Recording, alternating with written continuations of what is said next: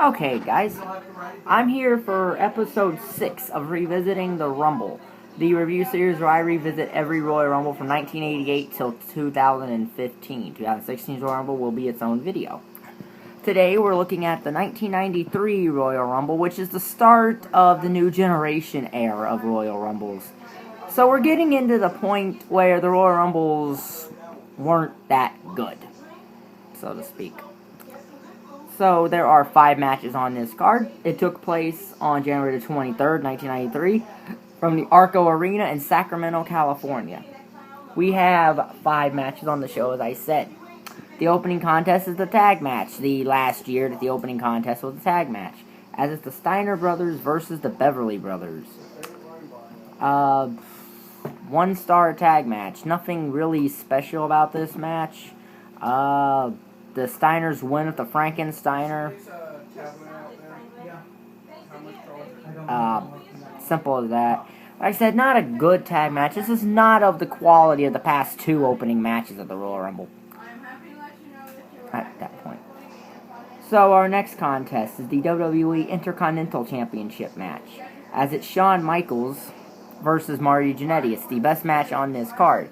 Michaels and Jannetty had, of course, had a year of build into this match, back to right before the 1992 Royal Rumble, where Michaels put Jannetty in the plate glass window of the barbershop, which took Jannetty out of the Royal Rumble of 1992.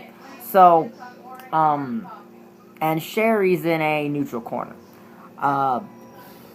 Like I said, this is a very good match. Now, it's probably not as good as the match that was when Jannetty won the IC title, which was on Raw, which is considered which was the 1993 match of the year. But it's still a very good match.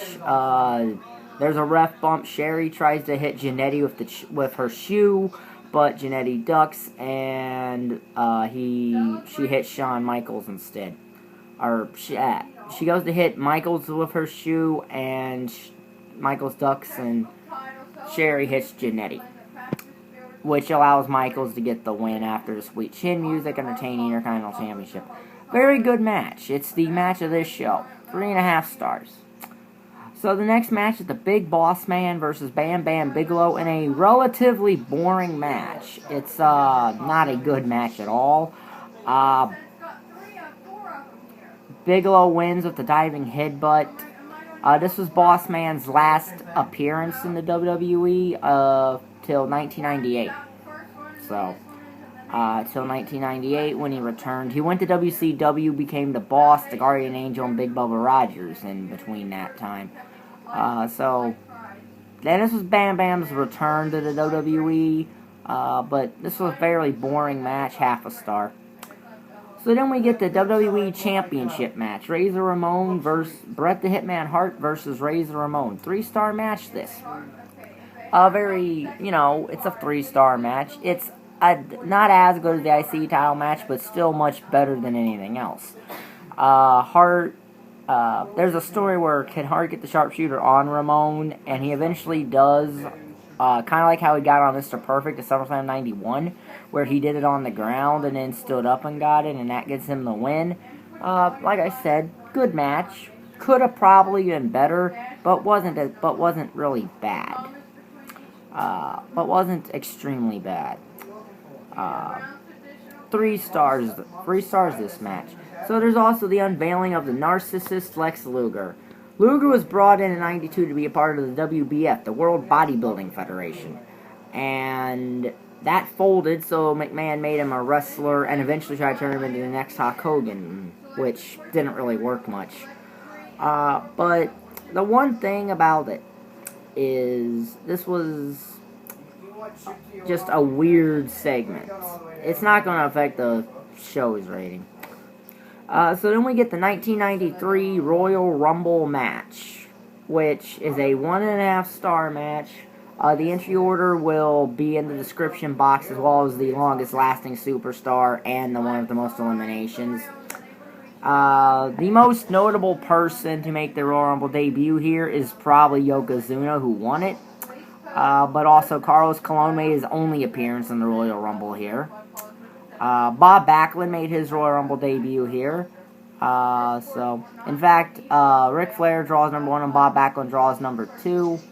You know, in 92, Flair won the WWE Championship here at the Royal Rumble, but he's eliminated in 1993, and then he loses a career match the next night.